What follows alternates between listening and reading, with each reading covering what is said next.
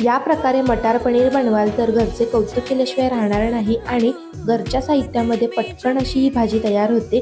यासाठी सर्वप्रथम ग्रेव्ही बनवतोय। ग्रेव्ही बनवण्यासाठी वरती मेन्शन केलेलं सर्व साहित्य घालायचं आहे। इथे जर काजू कमी असतील किंवा नसतील तर या जागी तुम्ही खोबऱ्याचा वापर करून भाजीला छान असं टेक्स्चर आणू शकता। हे संपूर्ण साहित्य चांगलं तळून थंड करून एका कोरड्या मिक्सरच्या भांड्यात घालायचंय।